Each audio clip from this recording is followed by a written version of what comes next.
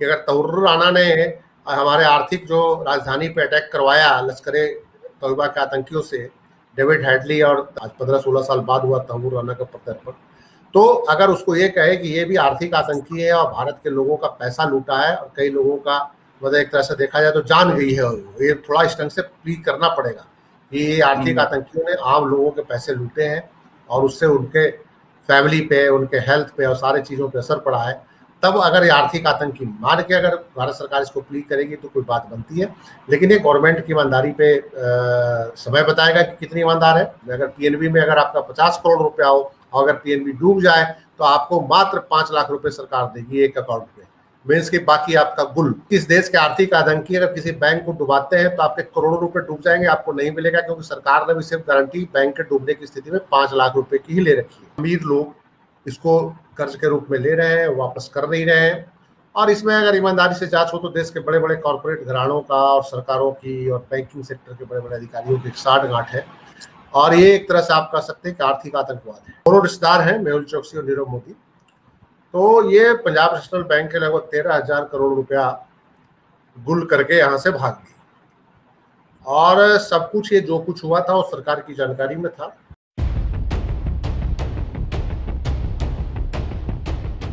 भारत में घोटालों का एक लंबा इतिहास है और पब्लिक मनी को लूट कर भागने वाले भगोड़ों का भी एक लंबा इतिहास है। एक बार शेयर मार्केट घोटाला हुआ था, हर्षद मेहता नाम याद होगा। उसके पहले एक बोफोर्स घोटाला था, रक्षा वो डिफेंस डील को लेकर 65 करोड़ रुपए मात्र, वो भी अभी तक साबित नहीं हो पाया। अभी हाल ही में कुछ वर्षों में जब से ये सरकार बनी है, मोदी सरकार, तब से कई लोग भागे हैं, जिसमें विजय माल्या का नाम है और मेहुल चौकसी का नाम है, ललित मोदी का नाम है, नीरव मोदी का नाम है। इसमें से एक अगर विजय माल्या को हटा दें तो सबका कहीं ना कहीं गुजरात कनेक्शन। आज चर्चा होगी चौकसी के ऊपर, मेहुल चौकसी के ऊपर 13,500 करोड़ पीएनबी बैंक का घोटाला 2018 से गायब, विदेश में भगोड़ा, और एंटीगुआ में रह रहा था, भारत की नागरिकता भी है, वहां की नागरिकता। बेल्जियम पुलिस ने गिरफ्तार किया है और मीडिया रिपोर्ट के हिसाब से अब भारत उनको वापस लाने की तैयारी कर रहा है। 3 ईडी और 3 सीबीआई के ऑफिसर जाएंगे। आज इस एपिसोड में मेहुल चौकसी की कुंडली। दोस्तों, रतनलाल बोल रहा हूँ और आप देख रहे हैं अम्बेडकर नामा। वरिष्ठ पत्रकार और लेखक, राजनीतिक विश्लेषक संजीव पांडे साहब हमारे इस एपिसोड में मौजूद हैं। उनसे जरा इनकी कुंडली के बारे में जानते हैं। कौन है मेहुल चौकसी, किन किन लोगों के संरक्षण में घोटाला हुआ, क्या था वो पीएनबी बैंक घोटाला 2018 में जब भागा यहाँ से, इन तमाम पहलुओं पर चर्चा होगी। स्वागत है संजीव जी। जी नमस्कार। नमस्कार जी बताएं थोड़ा सा इतिहास। देखिए, मेहुल चौकसी और नीरव मोदी की जब आप हिस्ट्री पे जाएंगे तो 2018-19 का मामला है। दोनों रिश्तेदार भी हैं, मामा भांजा हैं। हाँ, दोनों रिश्तेदार हैं, मेहुल चौकसी और नीरव मोदी। तो ये पंजाब नेशनल बैंक के लगभग 13,000 करोड़ रुपया गुल करके यहाँ से भाग गई, और सब कुछ ये जो कुछ हुआ था वो सरकार की जानकारी में था। और इनफैक्ट इस घटना और इस पूरे घोटाले का जो सबसे दिलचस्प पहलू है कि सारों के तार देश के जो सबसे बड़े उद्योगपति हैं मुकेश अंबानी से जुड़ते हैं, क्योंकि नीरव मोदी जो है, नीरव मोदी के जो छोटे भाई हैं वो भी इसमें एक्यूज है। उनका नाम है निशल मोदी नाम है। वो मुकेश अंबानी की जो बहन है दीप्ति, उनकी बेटी इशिता से ब्याह हुए हैं, और वो भी एक्यूज्ड में है, एक्यूज्ड है वो बेल्जियम में ही, वो भी है, पुलिस उनकी भी तलाश कर रही है।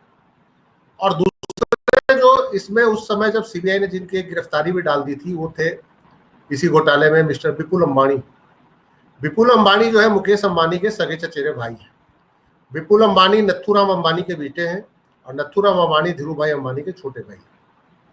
तो ये पूरा का पूरा जो पीएनबी का इतना बड़ा घोटाला है, तो इसमें मत समझिए कि सिर्फ 2 इसके किरदार हैं। जो किरदार आप समझ रहे हैं कि मेहुल चौकसी हो या नीरव मोदी हो इसमें बड़े कारपोरेट घराने की कहीं ना कहीं वरदहस्त रहा है, तभी वो भारत से भागने में कामयाब रहा। और भारत से भागने में कामयाब ही नहीं रहा, वो आराम की जिंदगी जी रहा था। नीरव मोदी लंदन में पकड़ा गया, लंदन में वो इस समय जेल में है। और मेहुल चोकसी जो एंटीगुआ में ऑलरेडी इस घोटाला के आने से पहले एंटीगुआ के नागरिकता ले चुका था, वो एंटीगुआ से वो पता नहीं, कहते कि इंडियन एजेंट्स उसको पकड़ के डोमिनिका ले गए, डोमिनिका में पकड़ा गया। लेकिन वही जो होता है कि एक जो लीगल जो हर्डल्स होते हैं प्रत्यर्पण को लेकर, ह्यूमन राइट्स का इशू बन जाता है और तमाम इशू बन जाते हैं। उसने वहां के कोर्ट में बोला कि भारत में मेरे साथ बहुत बुरा हाल होगा, मानवाधिकारों का उल्लंघन होगा, देखिए मुझे इंडियन एजेंट्सों ने यहाँ डोमिनिका तक में लाके पीटा है, एंटीगुआ में पीटा, तो वहां मेरा क्या हाल करेंगे। उसके बेस पे एंटीगुआ के कोर्ट ने उनके प्रत्यर्पण की अनुमति नहीं दी और वो बच गए। अब घटनाक्रम यह है कि पिछले एक साल से बता रहे हैं कि वो कैंसर से पीड़ित थे और बेल्जियम में आके बैठे हुए थे, वो अपनी पत्नी के पास, उनकी पत्नी की नागरिकता बेल्जियम की ही है और बेल्जियम में वो इलाज करवा रहे थे। और इसी बीच जो है उनको क्या कहा जाता है, भारत सरकार के अनुरोध पे बेल्जियम की पुलिस ने उनको गिरफ्तार किया। अभी उनको पुलिस कस्टडी में है, वो अपने लीगल ऑप्शंस संभाल रहे हैं। कहते हैं कि 4 से 5 दिन जो लगेगा उनको लीगल कोर्ट में जाने में, 3 से 4 दिन बाद कोर्ट में सुनवाई होगी कि उनका प्रत्यर्पण हो कि न हो। पूरा एफर्ट्स लगाएंगे क्योंकि वो उनका बेस ये बनाया जा रहा है कि वो बीमार है, वो कैंसर से पीड़ित है, ब्लड कैंसर है, मानवाधिकारों का उल्लंघन भारत में होगा।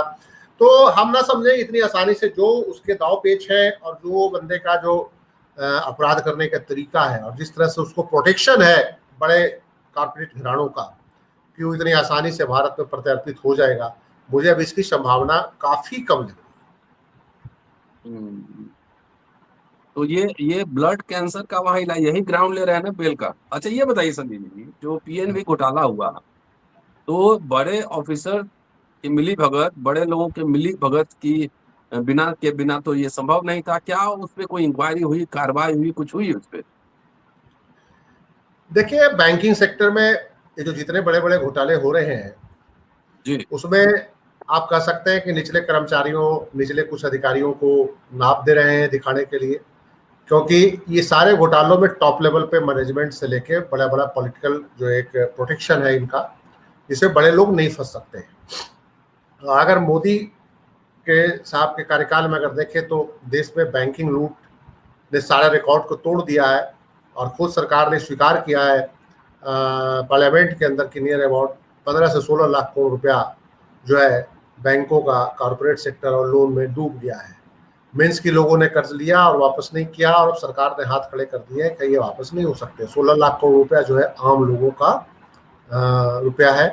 बैंकों में आम लोग अपनी मेहनत की जमा पूंजी रखते हैं और वो जो है अमीर लोग इसको कर्ज के रूप में ले रहे हैं, वापस कर नहीं रहे हैं। और इसमें अगर ईमानदारी से जांच हो तो देश के बड़े बड़े कॉर्पोरेट घरानों का और सरकारों की और बैंकिंग सेक्टर के बड़े बड़े अधिकारियों की साठगांठ है। और ये एक तरह से आप कह सकते हैं कि आर्थिक आतंकवाद है। मतलब कि भारत के अंदर ही हम लोग लगातार बात करते हैं कि पाकिस्तान प्रायोजित आतंकवाद है, पाकिस्तान ने आके ये कर दिया हमारे मुल्क में, तो वो आतंकवाद ठीक है, वो कर रहे हैं हमारे मुल्क में और उस दिशा में सरकार की कार्रवाई हो रही है। लेकिन हमारे मुल्क के अंदर जो आर्थिक आतंकी बैठे हैं, जो देश को खोखला कर रहे हैं, देश की इकोनॉमी को तबाह कर रहे हैं, देश के आम जन का पैसे को लूट रहे हैं, तो उन आर्थिक आतंकियों पे क्या कार्रवाई हो रही है। ललित मोदी भाग गए इस देश से, विजय माल्या भाग गए इस देश से। विजय माल्या तो पॉलिटिकल बहुत बड़े पर्सनैलिटी थे और वो भारत के पार्लियामेंट में भी रहे हैं और वो भी कहते हैं कि चंदा दे के कोई पॉलिटिकल पार्टी को यहाँ से तोड़ लिए। फिर ये ललित मोदी और ये फिर नीरव मोदी और फिर ये मेहुल चोकसी का मामला सामने आ गया। तो इस तरह के जो ये आर्थिक आतंकी जो है, जो देश को खोखला कर रहे हैं, जिस ढंग से वायलेंस से पाकिस्तानी आतंकी इस मुल्क को खोखला करने की कोशिश में थे, तो ये भी उतने ही बड़े आतंकी हैं जो देश को खोखला कर रहे हैं। लेकिन कमाल है कि सरकार की तरफ से कोई एक्शन नहीं होता, सरकार के नाक के नीचे से निकल जाते हैं। सरकार के बड़े बड़े अधिकारियों, मंत्रियों के घर पे ये आर्थिक आतंकी ठहरते हैं और उसके बावजूद ये आराम से यहाँ से निकल जाते हैं और इन पर कोई कार्रवाई नहीं होती। और छोटे छोटे 2-4 कर्मचारी मैनेजर लेवल पे, जनरल मैनेजर लेवल पे किसी अधिकारी पे FIR करके और ये बंदों को अरेस्ट करके मामले को रफा दफा कर देते हैं, जो कर्ज होता है उसको बट्टे खाते में डाल देते हैं, वो तो डूब गया। और उसके बाद बैंक क्या करती है कि उस कर्ज की पूर्ति के लिए और कर्ज को किसी ढंग से बैंकों के घाटे से उबारने के लिए जो बैंक के जो नॉर्मल अकाउंट होल्डर्स होते हैं उन पे सरचार्ज लगा देते हैं, उनके एटीएम सरचार्ज बढ़ा देंगे। जैसे अभी बता रहे हैं कि फिर अप्रैल से एटीएम के ट्रांजैक्शन पे कुछ चार्ज बढ़े हैं, आपके और भी तमाम एसएमएस सुविधाओं पे ले लेंगे। तो ये तमाम सरचार्ज लगा के छोटे जो लुटेरों के जो आर्थिक आतंकियों से जो घाटा हुआ है इस बैंकों को, वो फिर आम आदमियों पर डाल दिया जाता है। तो ये सरकार की जो कारगुजारी है कहीं ना कहीं उसमें पता चला है कि उसमें मिलीभगत है, बड़े बड़े पैसे लोग लूट के ले रहे हैं। और आपको पता ही है कि एक जो एनसीएलटी जो बना हुआ है वो एनसीएलटी का हाल आप देख ही रहे हैं कि वहां से बड़े बड़े लोग लोन माफ करा के निकल जाते हैं और फिर उसके बाद कुछ नहीं, कोई पैसा नहीं आता और बैंकों के हालत खराब हो रहे हैं। देश के जो बैंकों का हालत खस्ता है। नहीं, आम लोग के नजर से जरा समझाइए कि जैसे हमने बैंक में पैसा जमा किया, वो लेके भाग गया, लोन दिया बैंक ने उद्योगपति को, वो भाग गया, तो हमारा पैसा सेफ है कि नहीं है, वो वापस मिलेगा कि नहीं मिलेगा, या सरचार्ज देखिए लगा के वो पूरा किया लगातार लगातार पिछले 10 सालों से अगर आप देखिएगा तो कई बैंकों में घोटाले हुए हैं और कुछ बैंक तो डूबे भी महाराष्ट्र में। और वो हालांकि बड़े बैंक नहीं थे, देश के नेशनलाइज बैंक नहीं थे, लेकिन छोटे कोऑपरेटिव बैंक हैं। यस बैंक का घोटाला आपको याद होगा, उसमें फिर क्या हुआ कि लोगों के 1-1 करोड़ 2-2 करोड़ रुपया होल्ड हो गए बैंकों में, 5 लाख रुपया 2 लाख रुपया 3 लाख रुपया देके उनको निपटाया गया कि बाकी बाद में देंगे। और आपका चाहे 20 करोड़ भी हो बैंक में, आपका जो पैसा इंश्योर्ड है बैंक डूबने की स्थिति में वो सिर्फ 5 लाख रुपए है। मीन्स कि इस देश के आर्थिक आतंकी अगर किसी बैंक को डुबाते हैं तो आपके करोड़ों रुपए डूब जाएंगे, आपको नहीं मिलेगा, क्योंकि सरकार ने भी सिर्फ गारंटी बैंक के डूबने की स्थिति में 5 लाख रुपए की ही ले रखी है। तो मेरा मानना है कि ये एक सबसे बड़ा घोटाला ये है कि अगर आपका पैसा कोई बैंक डूब जाता है, अगर मान के चलिए, तो आपको चाहे करोड़ रुपया हो चाहे जितना भी हो, 5 लाख रुपया से ज्यादा आपकी वापसी नहीं होगी एक बैंक में। अगर पीएनबी में अगर आपका 50 करोड़ रुपया हो और अगर पीएनबी डूब जाए तो आपको मात्र 5 लाख रुपए सरकार देगी एक अकाउंट में, मीन्स के बाकी आपका गुल। तो ये एक देश का जो सबसे खतरनाक जो एक रूल है कि इंश्योर्ड मनी जो आपका है, जो बैंकों में जो आपका डिपॉजिट इंश्योर्ड है, वो सिर्फ 5 लाख रुपए तक है। और आप अपनी मेहनत की कमाई बैंक में दे रहे हैं, इस लोभ में दे रहे हैं कि उसमें 7% इंटरेस्ट मिलेगा, उसमें 8% इंटरेस्ट मिलेगा, और आप बैंकों का भी इससे इनकम हो रहा है।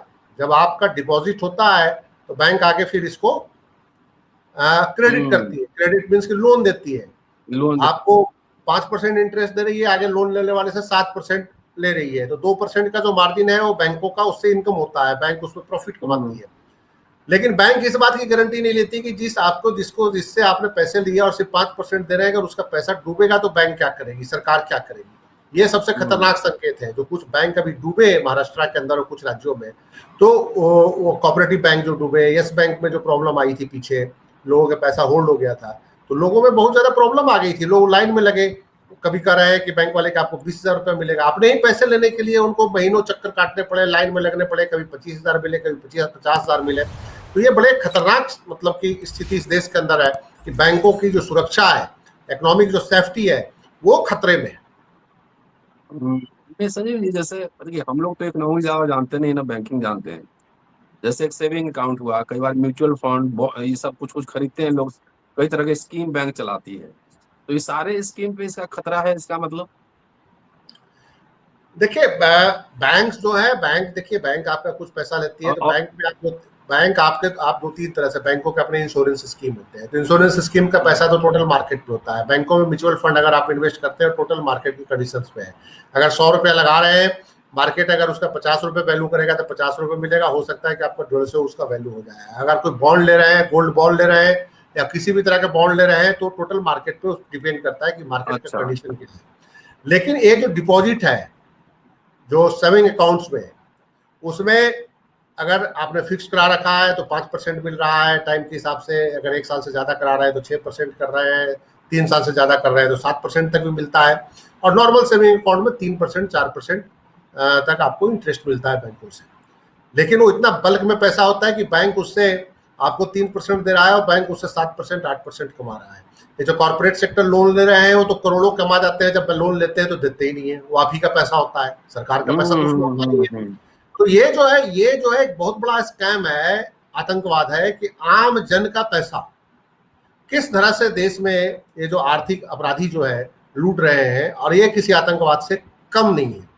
और ये तो क्या कहा जाता है, अभी थोड़ा सा सरकारी सेक्टर के बैंकों पे लोगों का भरोसा है, और पीछे तो जब पीएनबी का जब घोटाला हुआ था, कई बैंकों का जब घोटाला हो गया था तो लोग डर भी गए थे काफी ज्यादा, लेकिन अब फिर थोड़ा सा विश्वास जगा है। लेकिन इस तरह के जो लगातार सरकारों का बयान आ रहा है कि 15 लाख करोड़ रुपया माफ हो गया, 16 लाख करोड़ रुपया बट्टे खाते पे डाल दिए, तो उससे लोगों का हिल रहा है विश्वास। बीच बीच में रिपोर्ट भी आती है कि डिपॉजिट ग्रोथ बैंकों का घट गया। तो बैंकों का डिपॉजिट ग्रोथ घटने का मतलब यही है कि लोगों का विश्वास कम हुआ, लोगों का विश्वास कम हो रहा है, तभी ना लोग बैंक में पैसा जाके जमा नहीं करा रहे हैं। लोग क्या करते हैं कि फिर सोना खरीदने लगते हैं, लोग क्या करते हैं घर में ही पैसा रखने लगते हैं। तो ये सब बहुत सारे फैक्टर्स जो है इन घोटालों के कारण सामने आए, और लोग जो है लोगों का बैंकों पे विश्वास थोड़ा कम हुआ है, इसमें कोई शक नहीं।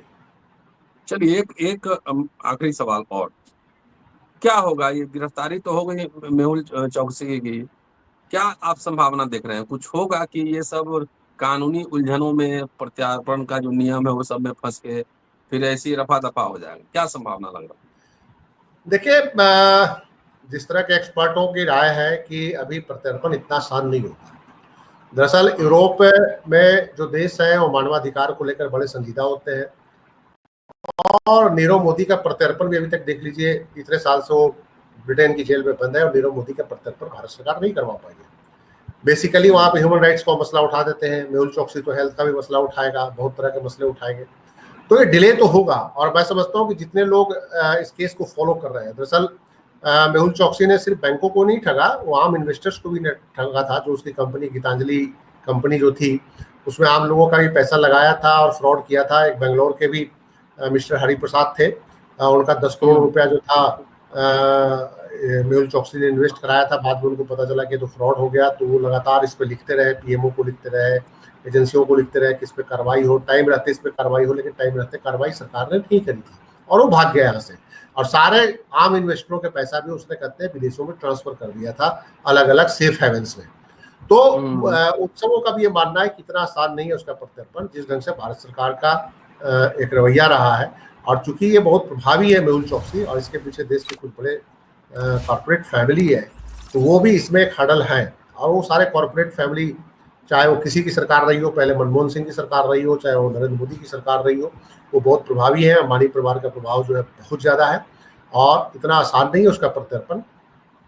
और जो दूसरी सबसे बड़ी बात है ये है कि सरकार जो है या तो पर्सनल लेवल पे इसको परस्यू करे कि ये बेसिकली ये तहव्वुर राणा की तरह ही आतंकी है।